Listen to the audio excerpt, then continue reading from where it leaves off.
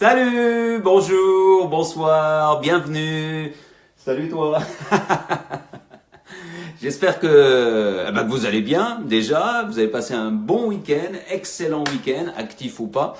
Bienvenue dans ce 180e épisode de LMV, le meilleur est à venir, avec des good news, des choses superbes, des bonnes nouvelles, une dose d'optimisme qui fait toujours du bien. Salut Alice, salut Estelle, merci d'être de passage et merci de me rendre visite. Salut Maribo également, et je vous vois arriver petit à petit et c'est très agréable.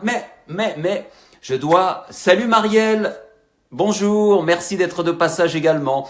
Alors je dois vous prévenir, j'ai un petit problème. Et d'ailleurs, ce qui explique un petit peu le retard. Je n'ai pas réussi, parce que vous savez qu'on fait le top 5 des bonnes blagues qui sont passées sur les réseaux sociaux, des belles images, des images pleines d'humour. Eh bien, salut Claire, ça va? Eh ben, aujourd'hui, j'arrive pas à les retourner. Enfin, à les retourner, je vous explique, sur Facebook, voilà, je vous montre le livre dont je vais vous parler dans quelques instants, voilà. Vous voyez le livre? Vous le voyez tout à l'envers, parce que Facebook retourne les images, et malheureusement, salut Morgane, salut Alex. Alex, et qui est-ce qui est là aussi? Christine, un nouveau chapitre de ta vie va s'écrire. Et je dis chapeau. On est avec toi et on veut savoir ce qui va se passer. Allez, je continue. Monette aussi, elle est là. Cédric. Le Cédric? The Cédric? Celui qui est en Islande en ce moment avec toute sa famille et qui a montré le bouquin de Richard par moins 15 degrés, je suppose. Salut Cédric, tu nous fais bien rêver avec tes images, c'est super. Alors voilà, le problème que j'ai ce soir, c'est que malheureusement, vous le voyez quand je montre ce livre-là, les images ne vont pas être retournées. Et d'habitude, lorsque je vous propose le top 5 des bonnes blagues qui passent sur les réseaux sociaux, je retourne toutes les images. Vous voyez à l'envers, le LMV, vous voyez, il est écrit à l'envers, tout est à l'envers. Je suis moi-même à l'envers. Normalement, je suis de l'autre côté, comme ça. Normalement, ça c'est là et ça c'est là. Pour ceux qui s'intéressent aux détails. Et donc, salut Bernard, merci d'être de passage. Ça va bien. Et donc, ce soir, je ne vais pas vous montrer le top 5. Donc, ça va être beaucoup plus court. Parce que, même si je vous montre les blagues, je peux vous les lire, mais c'est quand même, il y a beaucoup de visuels. Vous savez, j'aime bien les blagues qui sont visuelles, mais c'est pas grave. On a toujours notre moment suspendu. Ben oui, on l'a pas oublié celui-là. Et même si la photo n'est pas à l'envers, c'est pas grave. C'est toujours une photo, puisqu'il n'y a pas de texte. Et la voici, cette photo. Elle est magnifique. Elle est signée par une de nos championnes, on va dire, Mercedes. Qui n'est pas là, Mercedes ce soir, mais regardez-moi ce cliché, on voit rien là-dessus. Voilà. Un crocus photographié il y a quelques jours du côté de la Belgique. Je vous le mettrai sur la page Le meilleur est à venir, n'hésitez pas à la liker si ce n'est pas déjà fait. Et puis n'hésitez pas à partager cette vidéo en live en ce moment, qui sera un peu plus courte que d'habitude, je vous le rappelle. Et il est magnifique ce crocus, avec ces petites gouttelettes de rosée dessus, vous le voyez. Et lorsque vous regardez ça, prenez le temps de regarder cette image. Et comme je dis toujours, pendant quelques instants, quelques secondes, on oublie tout. On oublie le stress, on oublie la vitesse à laquelle on doit vivre. Et on se focalise sur cette image et on se dit « Waouh, la nature c'est beau ». Et ça fait du bien. C'est ce qu'on appelle le moment suspendu ici à LMV. Eh ouais, c'est ce qu'on appelle le moment suspendu. Donc merci beaucoup. C'est dommage, j'aimerais bien qu'un jour on arrive, techniquement on va y arriver un jour, à montrer les images de façon très très belle. Et puis, c'est tout ce que je peux vous montrer. Les autres, je ne peux pas vous les montrer. Donc on passe directement aux petites annonces. J'avais ce livre il y a quelques instants. Alors vous savez, c'est le livre, cette opération qu'on avait faite il y a quelques mois, avec 53, vous voyez pas, 53 auteurs, 53 textes. On s'était mis ensemble sous la houlette de Hazel Bury, qui a fait un excellent travail pour vendre ce livre.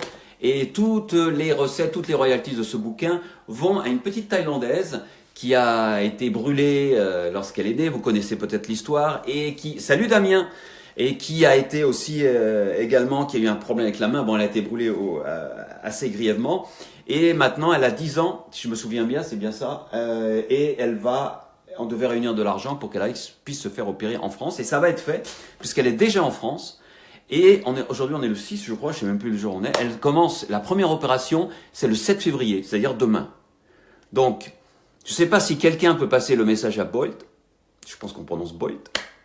Eh bien, on te souhaite beaucoup de courage et on est très heureux de participer à ta, je ne veux pas dire reconstruction, mais enfin, au fait de faire que ta vie soit plus agréable sans ces brûlures et sans ce moignon que tu as du côté gauche. Voilà, et c'est cette photo que je vais vous montrer parce que Bolt elle-même nous remercie. Si vous êtes un auteur qui a participé, ben le voici. Elle est à Paris, vous voyez un petit peu, et elle tient dans ses mains le livre que je viens de vous montrer.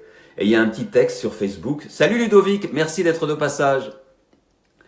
Salut Olivier également, merci d'être au passage. Et qui d'autre est là encore? J'ai pas le temps de vous voir, j'ai pas le temps de vous saluer tous et toutes. Hein. Désolé. Donc voilà, Bolt nous remercie et elle remercie tous ceux qui ont fait des dons et qui ont participé au fait qu'elle puisse être à Paris. Et demain, première opération. Il va y avoir de nombreuses opérations, ça va être assez lourd, elle va souffrir bien sûr, parce qu'il y a toute la reconstruction du cuir chevelu de ce côté, et puis il y a son moignon qui vont essayer de rendre plus flexible, de façon à ce qu'elle puisse l'utiliser mieux. Et je pense que c'est une belle chose qu'on a fait. Et donc, Bolt est pleine de gratitude. C'est une façon de le dire. Et la gratitude, c'est un sujet qu'on va aborder ce soir, et c'était bien que Bolt soit là juste aujourd'hui. On salue d'ailleurs tous ceux qui organisent du côté de la Thaïlande, hein, tous les écrivains. J'ai oublié les noms, mais il y a Marc, je crois, et j'ai oublié l'autre nom de la personne qui s'occupe, qui est de sa famille d'ailleurs, et qui a organisé tout ça. Mais enfin, on les salue et on est très heureux d'avoir pu participer.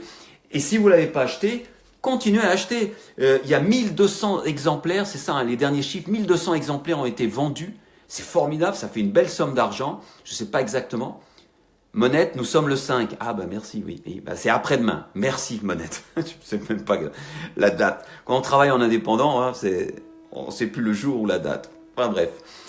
Donc 1200 exemplaires vendus. Si vous ne l'avez pas acheté, vous le trouvez sur Amazon. C'est tous pour Bolt. Vous ne pouvez pas le lire, désolé. Hein, je veux dire, j'ai ce problème aujourd'hui. Tous pour Bolt. Et alors soit vous pouvez l'acheter en papier ou soit en e-book. En e-book, il est bien sûr moins cher, mais au moins, vous apportez votre grain de sable et ça permettra de faire que le séjour de Bolt, qui va rester plusieurs mois, soit plus agréable parce que les opérations ne peuvent pas être faites toutes l'une derrière l'autre. Il faut attendre, je suppose, au niveau du cuir chevelu, etc., etc. Voilà. Donc, pas de top 5 aujourd'hui. Je suis vraiment désolé. Il n'y aura pas de top 5 concernant les meilleures images qui sont passées sur les réseaux sociaux, qui nous ont fait sourire, qui vous ont fait sourire, vous en aviez partagé de belles. C'est dommage, c'est vrai. Salut José, salut Lucie, ça va? Merci d'être de passage, c'est sympa. Alors on va attaquer tout de suite l'histoire du jour, et cette histoire, elle va nous emmener en Turquie. On va aller en Turquie, on va aller dans une ville qui s'appelle Adıyaman. Adıyaman, c'est une ville qui se trouve dans le sud de la Turquie.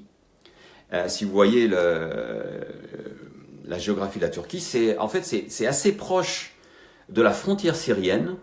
À vol d'oiseau, c'est à peu près à 100 km exactement d'une ville qui s'appelle, un petit village qui s'appelle Kobané, une petite ville qui s'appelle Kobané, dont on a beaucoup entendu parler dans l'actualité il y a 2 ans à peu près, lorsqu'il y avait les batailles entre Daesh et les Turcs.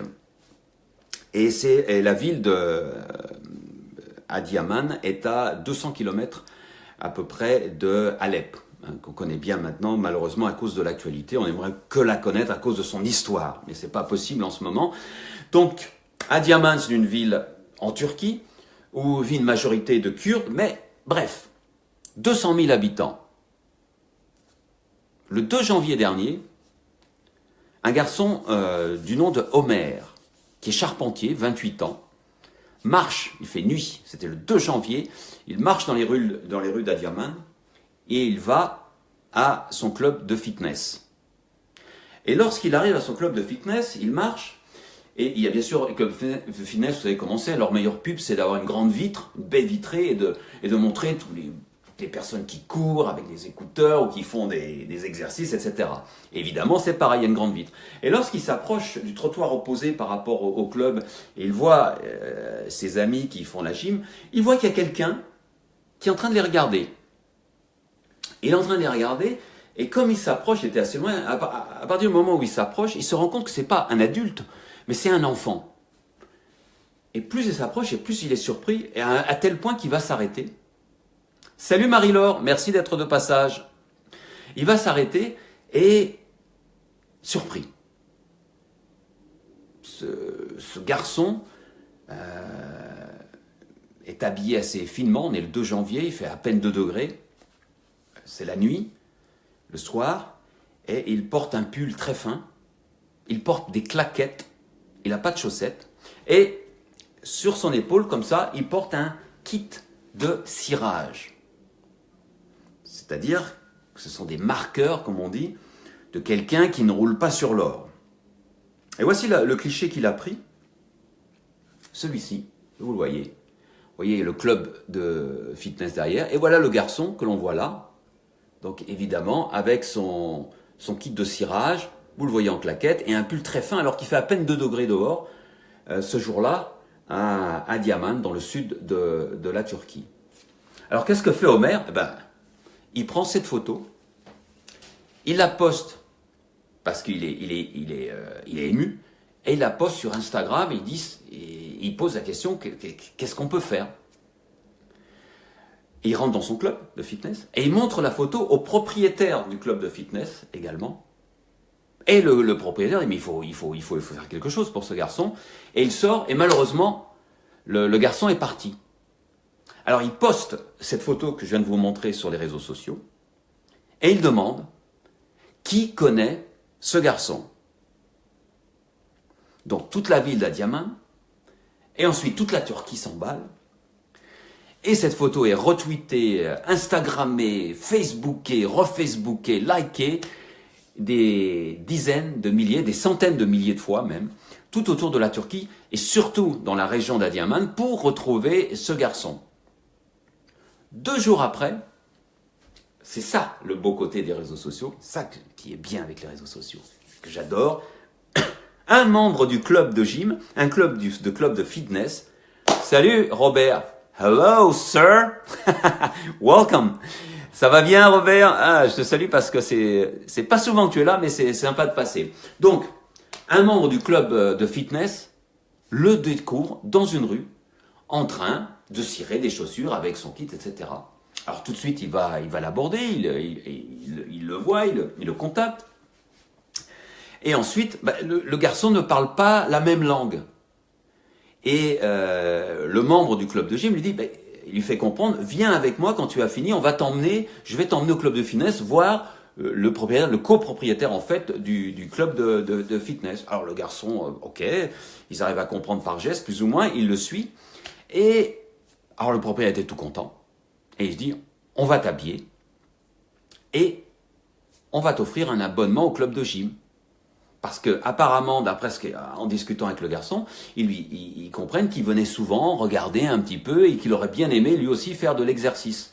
Et pour une bonne raison, c'est que, je vous la montrerai après. Bref, en discutant avec ce garçon, qui s'appelle Hussein, il découvre qu'il a 12 ans, que sa famille est syrienne, qu'ils ont fui la guerre évidemment, et que ses parents vivent dans un espèce de taudis.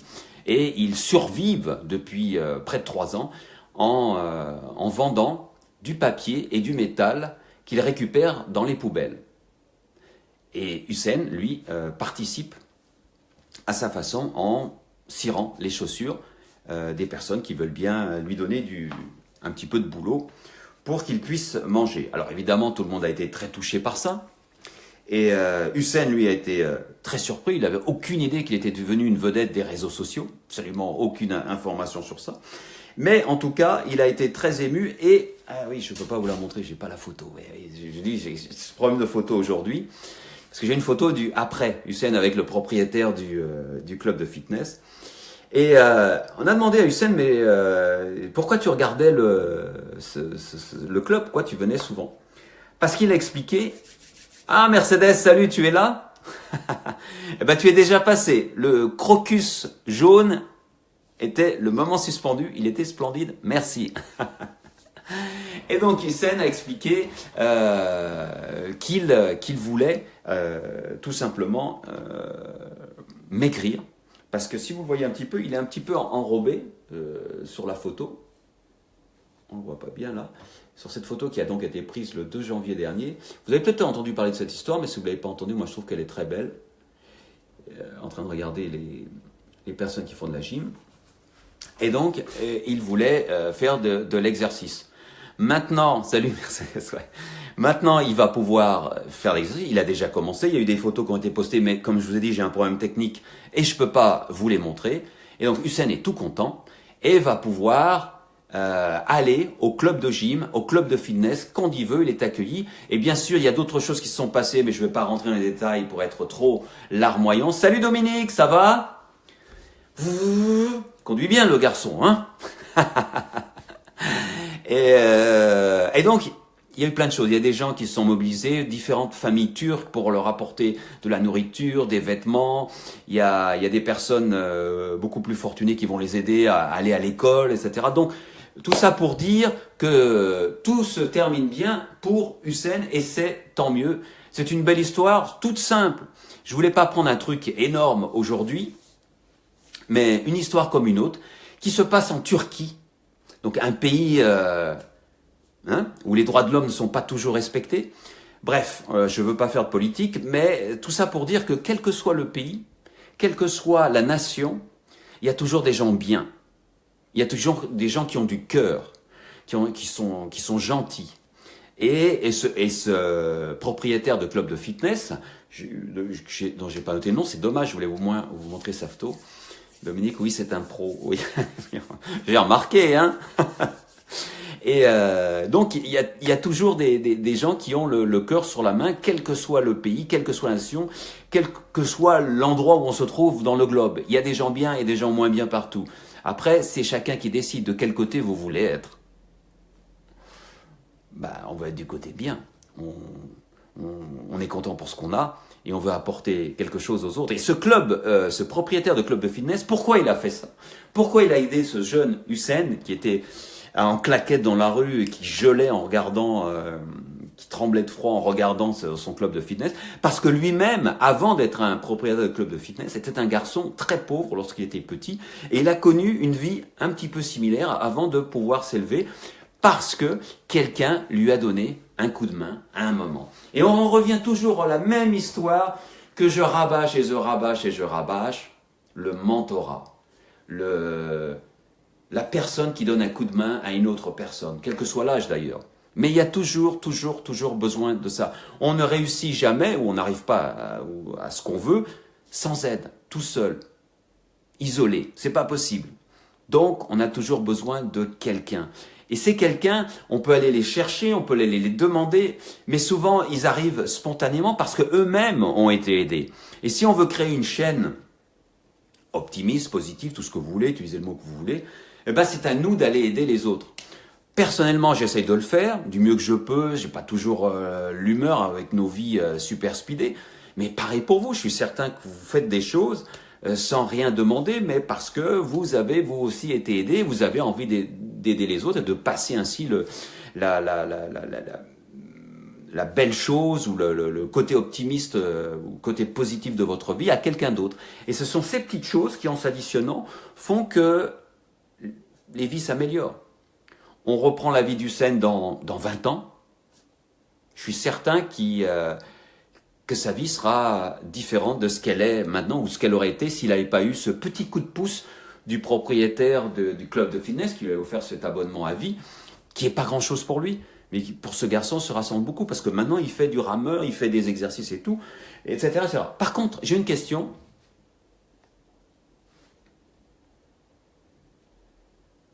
Merci Dominique. J'ai une question. Alors, une question, alors c'est vraiment une question, c'est rien à voir. Salut Jeanne, ça va? Merci d'être de passage. Vous avez vu donc cette histoire avec ce garçon, belle histoire, avec ce garçon qui a eu ce coup de pouce du côté de Adiaman, dans le sud de la Turquie. Et son rêve, il explique bien, c'était de maigrir. Et un truc que j'aimerais comprendre, s'il y a des nutritionnistes parmi vous, parce que, d'après l'histoire, on comprend bien que ses parents étaient pauvres et qu'ils arrivaient à peine à manger, mais le garçon était quand même on dit en anglais chubby, je sais pas comment on dit en français, quand même un petit peu enrobé, vous le voyez sur la photo. Et il rêve de maigrir, il est tout heureux parce qu'il va pouvoir maigrir. C'est pour ça qu'il regardait le club de fitness. Et comment des personnes qui n'ont pas assez à manger, je sais pas, je suppose, puisqu'ils avaient des soucis hein, en tant que réfugiés, comment se fait-il que lui était comme ça quoi. Et je pose vraiment la question de façon très sincère. Est-ce qu'il mange que des choses mauvaises qui fait qu'il grossit? Et si quelqu'un a la réponse, soit vous la mettez dans les commentaires parce que je suis en train de... je regarderai ensuite ou alors vous m'envoyez un message en MP. N'empêche, tout ça, grassouillet, voilà, un petit peu, on va dire ça comme ça. Mais et la question m'a un petit peu tarabusté, je voulais savoir. Mercedes, il mange gras et mal. Bah voilà, c'est ce que je pensais. Bon, tout simplement. Oui, c'est ça, Claire. Je pense que sa nourriture n'était pas équilibrée. Et donc, ils mangent gras et ils doivent acheter des choses, parce qu'ils n'ont pas beaucoup d'argent, des choses qui sont pas chères.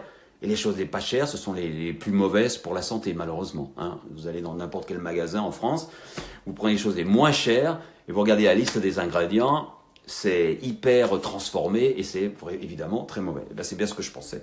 Donc voilà. En tout cas, merci à tous. Mange toujours la même chose, et du coup, le corps et la flore intestinale est détraqué. D'accord, merci Marjorie, tu apportes... Et je te salue, je ne savais pas que tu étais là.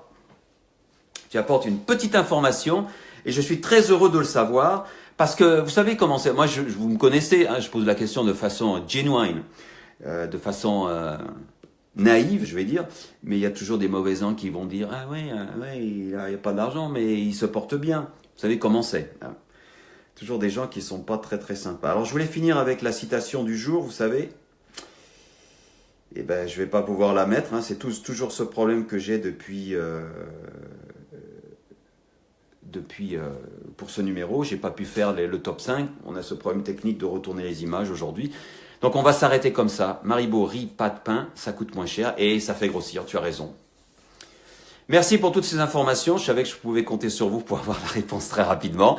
Et ça me fait très plaisir. Donc, émission un petit peu plus courte aujourd'hui. LMV 180, c'est fini. Un peu plus court pour cause de petits problèmes avec mes images. Mais en tout cas, ça m'a fait plaisir de passer un petit moment avec vous. Pensez donc à cette gratitude qui est si importante dans notre vie. Et ça nous fait du bien à nous aussi. Pay it forward, comme on dit en anglais. Je sais jamais comment dire en français, mais vous voyez, vous avez vu le dessin. On se retrouve lundi prochain, même heure, Facebook Live. Jen, comment tu fais pour retourner les images? Justement, je me demandais pour les lives que je fais sur mon groupe. Eh ben, je te mettrai une réponse dans les commentaires. J'utilise un outil qui fait tout automatiquement. Comme ça, c'est plus simple. Merci pour la gratitude, Jen. Et oui, c'est ça, ouais. Et gratitude à vous tous et à vous toutes, parce que c'est ce qui fait aussi avancer les belles choses dans nos existences. Au revoir, merci. Allez dîner, c'est l'heure de manger. Oui, je sais, je devrais peut-être pas dire ça, mais c'est vrai que c'est l'heure. Allez, bonne soirée à tous. Rendez-vous la semaine prochaine. Et n'oubliez pas d'être... comment on dit? D'être... avec la gratitude, comment on dit en français? Quelqu'un sait là? Rapidement, comment que je parle? N'oubliez pas d'être gratifiant, gratituteur. Il n'y a pas de mot en français. Reconnaissant. Ah, merci. Eh bien, n'oubliez pas d'être reconnaissant et reconnaissante et de payer en avant, pay it forward, comme on dit en anglais, reconnaissant envers la vie et de partager ce bien-être, votre bien-être ou ce que vous voulez faire avec les autres. Je le répète, je le martèle, je le dis 50 000 fois, mais c'est hyper important. Soyez reconnaissants et partagez avec les autres, aidez les autres. Vraiment, il n'y a rien de mieux dans la vie et ça vous fait du bien à vous aussi. Allez, je m'en vais, sinon je vais encore rester 10 minutes. Et aujourd'hui, on avait dit qu'on faisait court. Allez, salut, passez un excellent week-end. Une petite pensée pour Bolt dans 2 jours qui commence ses opérations. Et nous, on se retrouve la semaine prochaine. Partagez cette vidéo, s'il vous plaît. Ça permettra à plus de gens de partager de la gratitude, c'est très important, et d'être reconnaissant. Et puis voilà. Bonne soirée, au revoir. Et merci à tous ceux qui regardent le replay. Bye bye. J'ai appuyé sur le mauvais bouton. Bye bye.